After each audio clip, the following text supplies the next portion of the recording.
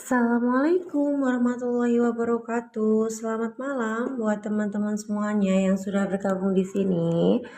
Seperti biasanya di malam hari ini saya akan membuat video lagi ya.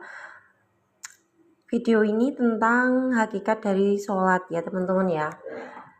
Semoga apa yang saya sampaikan di sini menambah kedalaman kita saat kita mungkin melakukan ibadah ya. Buat teman-teman mungkin yang beragamanya Islam ya, melakukan ibadah sholat, kemudian kita paham makna terdalamnya itu.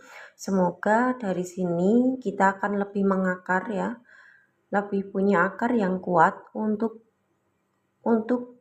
bisa tahu tujuan utamanya dari yang disebut dengan sholat gitu ya. Ya, terima kasih ya yang sudah bergabung di sini. Saya akan menjelaskan lebih dalam ya terkait makna terdalam dari yang disebut dengan sholat gitu ya. Nah, teman-teman di sini ya, sholat itu ya, sejatinya sholat itu adalah terkoneksi. Ya, koneksi. Kalau teman-teman tahu kan bahwa koneksi itu adalah terhubung ya, terhubung. Nah, terhubung dengan apa? Nah, di sini yaitu terhubung dengan sang sumbernya. Atau kalau teman-teman Islam menyebutnya adalah Allah gitu ya.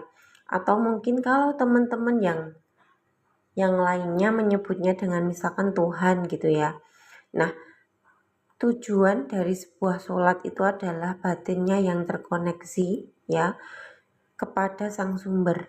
Sehingga ketika batin itu terkoneksi dengan sumbernya, maka terjadilah di situ stay ya, bahasanya stay dalam kondisi sadar, stay mindfulness ya. Kalau dalam bahasa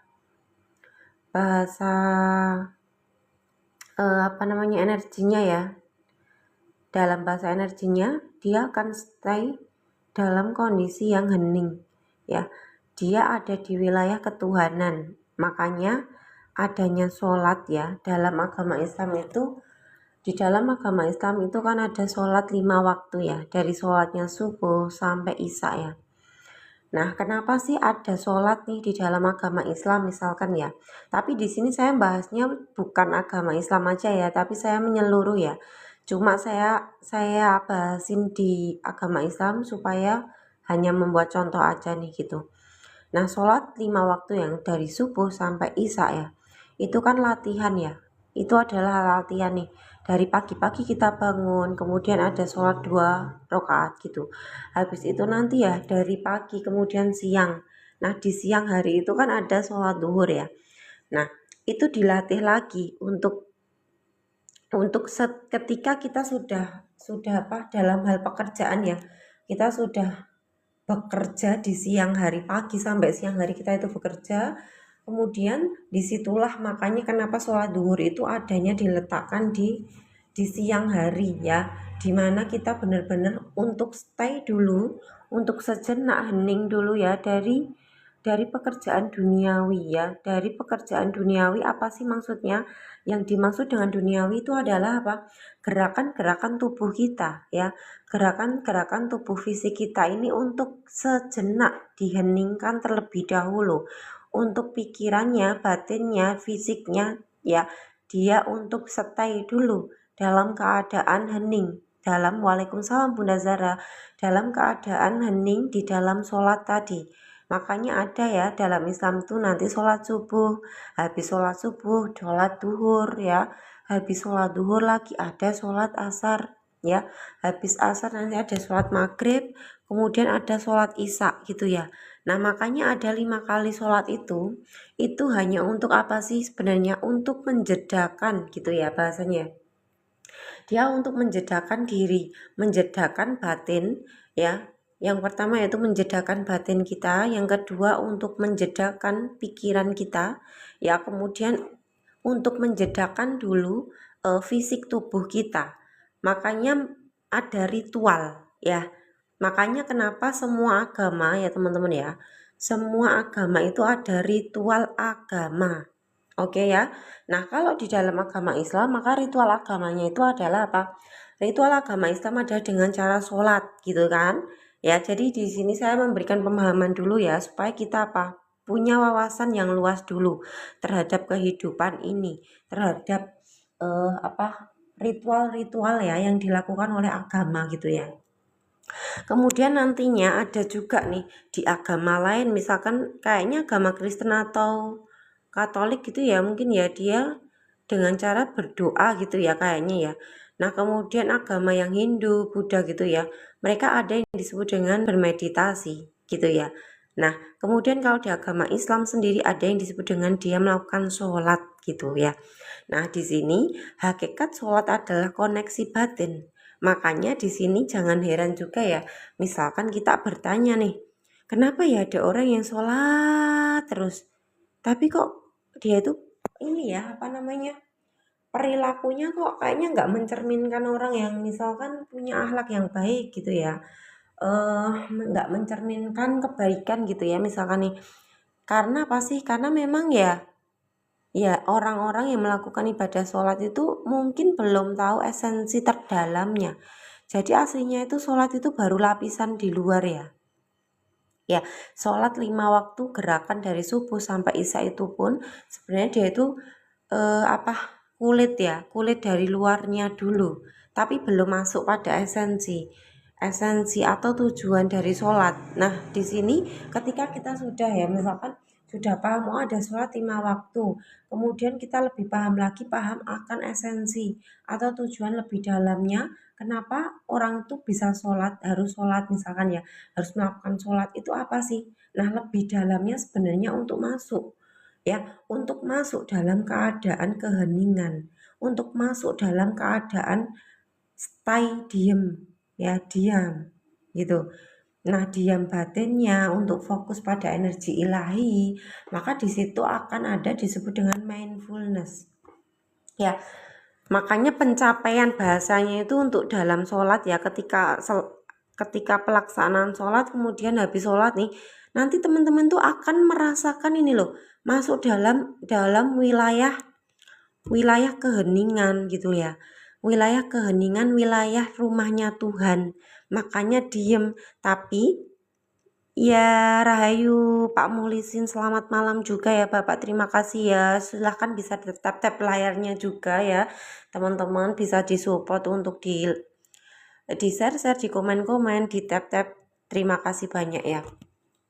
Nah jadi tujuannya kita melakukan sholat itu untuk masuk dalam wilayah keheningan tadi ya, untuk masuk ke dalam stay diem, kemudian kita menikmati di situ, menikmati mungkin bacaan sholatnya ya, menikmati al-fatihahnya misalkan ya, kemudian menikmati ayat-ayatnya yang kita baca gitu ya. Nah di situ kan akhirnya apa sih, kita aslinya di situ sadar loh teman-teman ya. Di situ akhirnya apa? Pikiran kita dan ego kita, badan fisik tuh kayak hening ya. Kayak istirahat ya. Istirahat dari apa ya? Istirahat dari kesibukan tadi ya. Kita sudah menyibukkan badan fisik kita untuk bekerja misalkan ya. Ya, kita sudah menyibukkan diri satu hari ini untuk apa?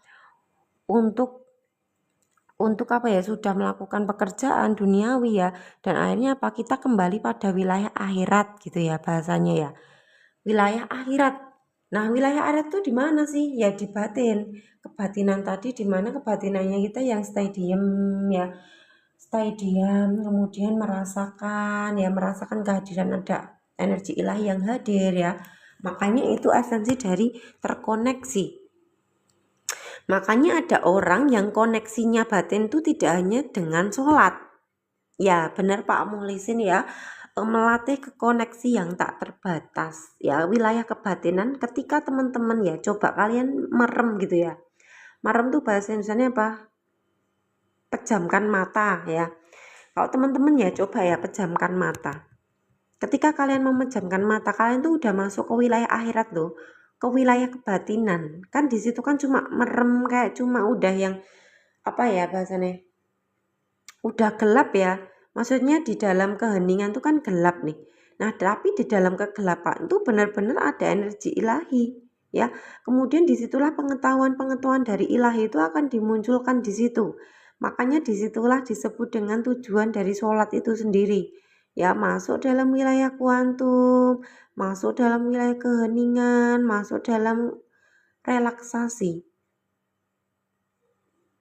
ya masuk dalam relaksasi. Akhirnya ya wes, akhirnya apa? Tercapailah tujuan ya.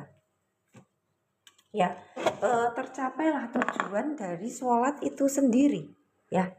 Jadi makanya kan ada di dalam Islam itu dijelaskannya begini ya teman-teman ya, bahwa sholat itu tuh tujuannya untuk mencegah perbuatan keji dan mungkar ya. Makanya orang yang sadar ya, orang yang dalam keheningan itu kan nggak mungkin melakukan kekejian ya. Kekejian kemudian perilaku yang mungkar itu kan juga nggak akan gitu loh.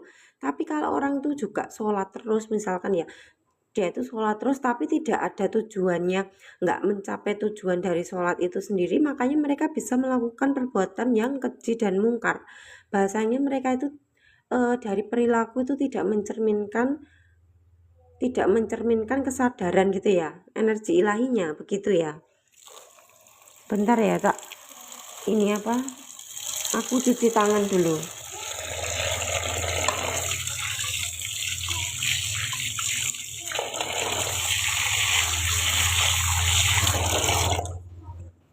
Begitu ya, tidak mencerminkan apa ya namanya perilaku yang memang tujuan dari sholat itu sendiri. Makanya ya ada orang terkoneksi dengan Tuhan tuh banyak caranya ya teman-teman ya. Ya kalau misalkan dia ada di agama Islam dengan cara bersolat ya.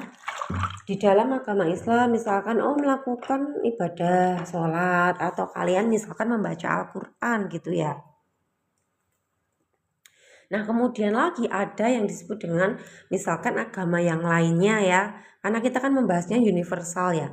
Ada agama yang lainnya. Nah, agama yang lainnya itu membahasnya ya misalkan mereka ritualnya dengan cara yang berbeda-beda untuk masuk ke dalam keheningan, untuk masuk ke dalam kondisi mindfulness.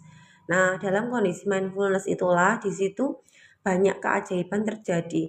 Disitulah juga semua jawaban atas pertanyaan-pertanyaan kita itu akan terjawab di situ. Kita tanyakan sama diri kita ya. Maka nanti ada tuntunan ya. Ada tuntunan dari dalam yang mengarahkan semua pertanyaan-pertanyaanmu itu akan ada jawabannya di situ. Ya, makanya di sini ya nanti akhirnya kalau teman-teman sudah stay di situ dalam kondisi koneksi batin terhadap energi ilahi terjadi, maka nanti kita baru bisa yang disebut dengan melakukan ibadah yang disebut dengan penyaksian atau syahadat. Karena di wilayah sadar itulah ya teman-teman ya, kita baru bisa menyaksikan Tuhan, menyaksikan wajah Tuhan. Benar-benar kita itu bisa merasakan ya bahwa diri kita itu benar-benar digunakan oleh Tuhan. Kita tidak punya daya upaya lagi. Ya ego kita, pikiran kita itu berasanya itu sudah luluh. Mereka itu sudah menyatu pada kesadaran ilahi. Makanya yang ada itu bukan aku yang ada, tapi nantinya yang ada hanya energi ilahi yang hadir di situ. Seperti itu ya. Kira-kira seperti itu ya teman-teman semuanya ya. Apakah sudah paham atas apa yang saya jelaskan di sini tentang sholat ini adalah koneksi ya.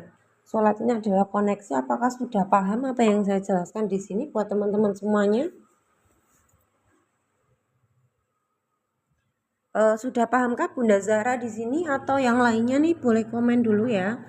Kalau misalkan teman-teman belum paham, nanti bisa tanya di sini, boleh nih komen di sini ya. Nanti saya jelaskan ya. Yang belum paham di bagian mana?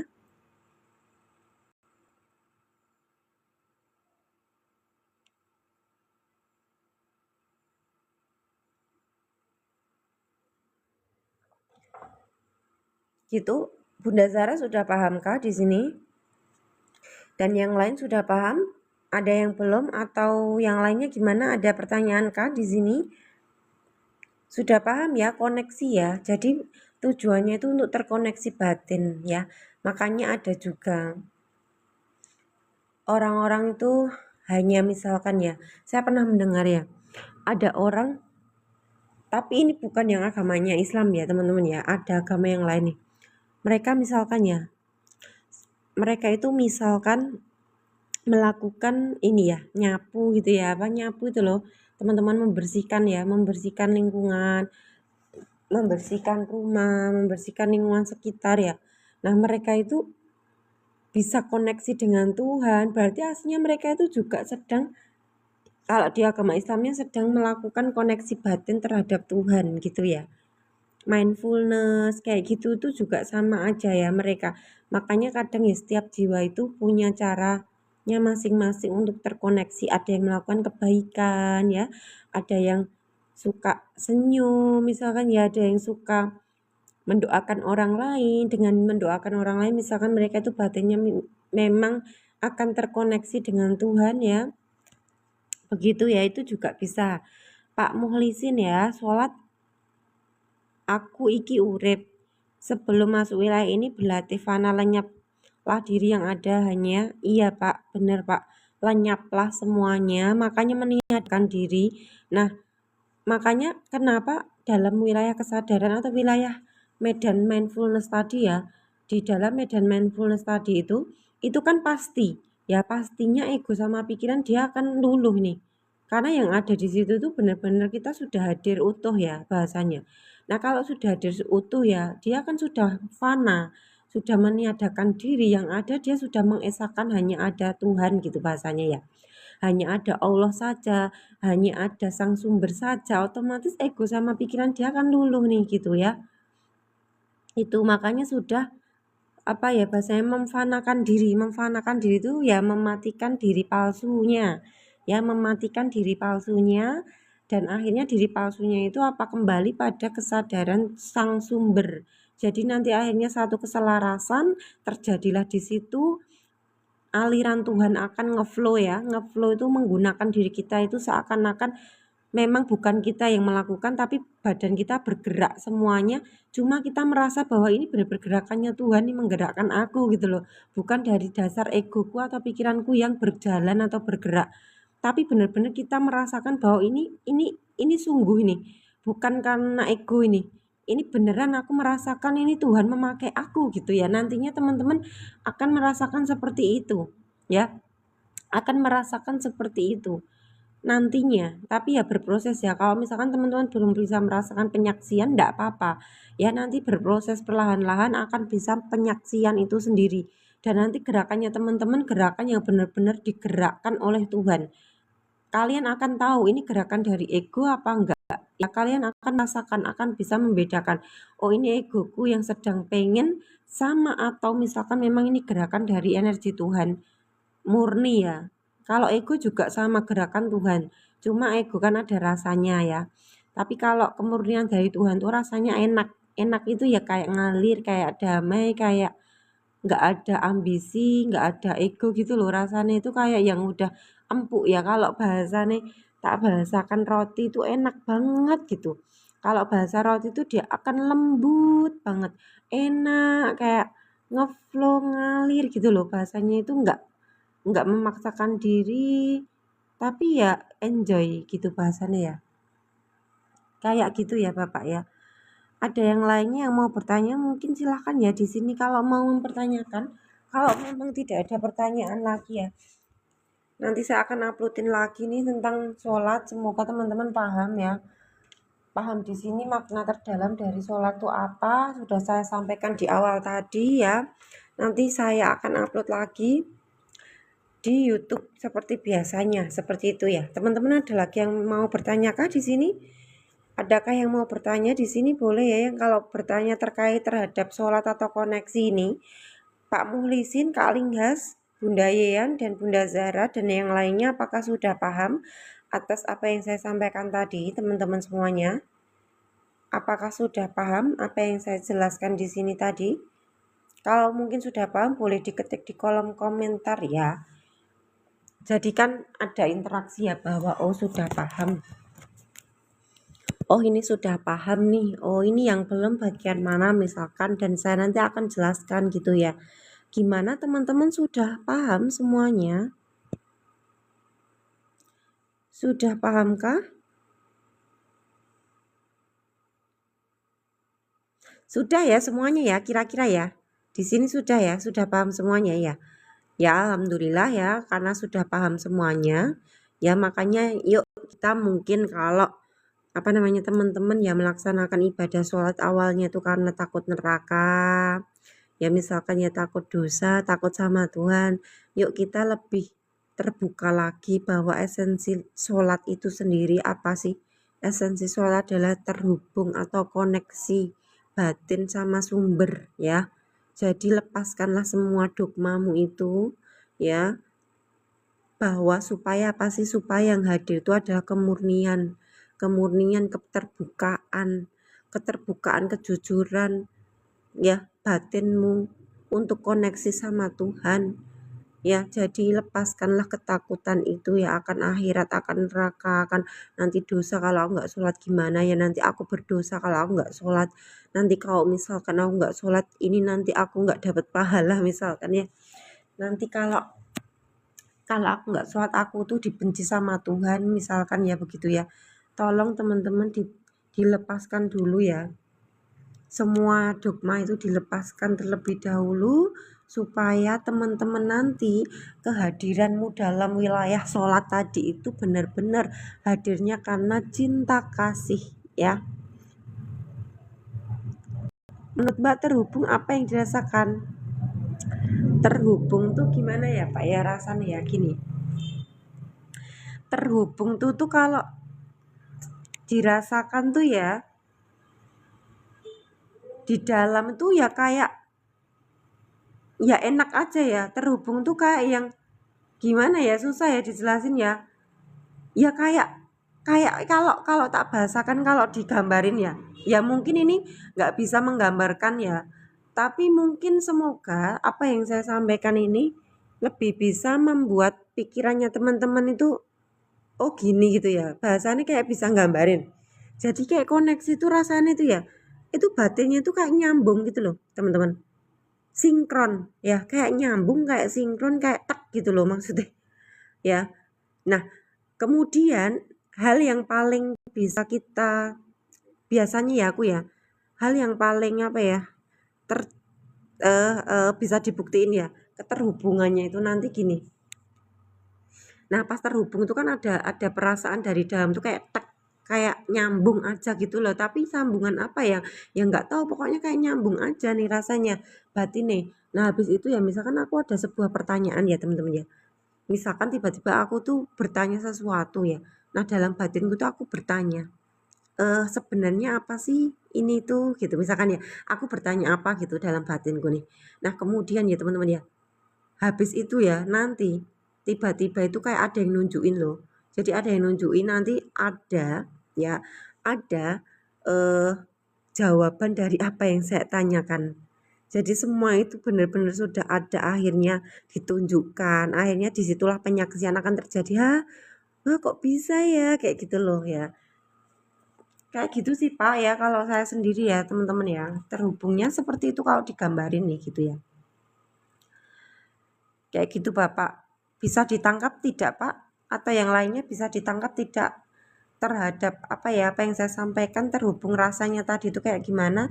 Ya kayak tek gitu loh. Kayak tek gimana ya? Kayak tek terus kemudian kayak tahu aja gitu sih ya. Terhubung nanti ada sinkronitas yang terjadi, nanti kemudian kok tiba-tiba kayak ada kebijaksanaan dari dalam itu yang muncul, kayak kayak gitu ya. Kemudian misalkan apa yang saya tanyakan tuh nanti tiba-tiba juga ada jawabannya kayak gitu. Ya, terima kasih ya Bapak, terima kasih kembali. Ada lagi yang mau ditanyakan buat teman-teman semuanya? Di sini kita saling sharing ya. Jadi silahkan terbuka aja terhadap apapun ya. Silahkan begitu ya. Gimana teman-teman semuanya?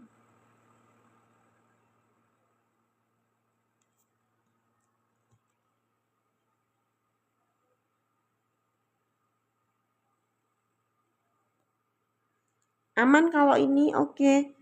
Baru gabung. Gini Kak Silvi karena baru gabung nanti nggak apa-apa ya.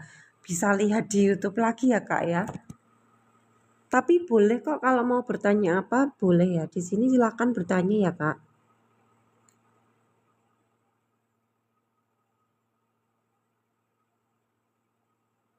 Ya, mau bertanya apa silakan.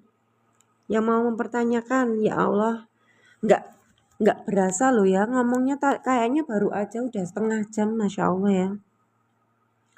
Ada yang mau bertanya lagi terkait ini ya, silakan ya yang mau ditanyakan mungkin, kalau ada yang mau bertanya.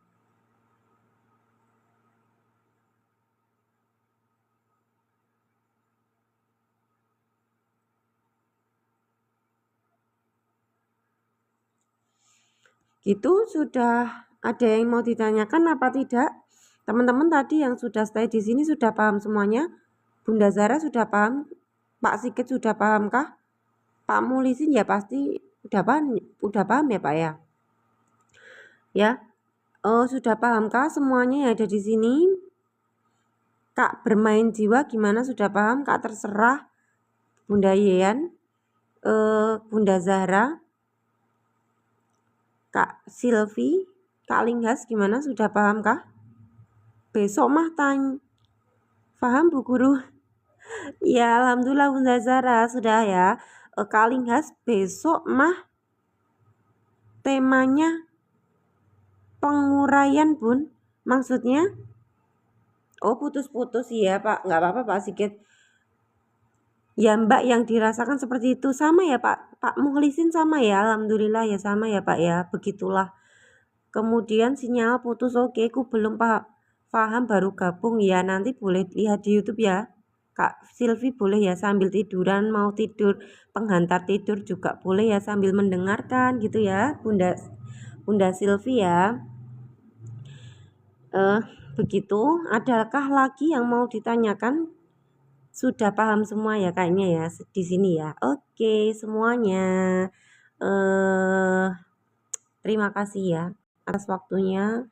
Terima kasih ya buat teman-teman yang senantiasa setia ada di sini, yang senantiasa menjadi pembelajaran untuk saya ya, untuk jiwa ini nih, untuk belajar nih dari teman-teman semuanya. Karena kalau tidak dari teman-teman semuanya, memang saya juga tidak bisa belajar lebih dalam ya. Jadi saya juga berterima kasih buat teman-teman semuanya. Oke, Pak Mulisin, siapa? Ya, jadi kalau bukan dari teman-teman semuanya, mungkin saya juga tidak belajar ya akan kehidupan ini. Jadi ya terima kasih banyak atas apresiasinya buat teman-teman dan waktunya buat teman-teman yang sudah hadir di sini, yang senantiasa menyimak ya, yang senantiasa membersamai ya di grup juga gitu ya. Terima kasih. Cukup ya dari saya. Assalamualaikum warahmatullahi wabarakatuh.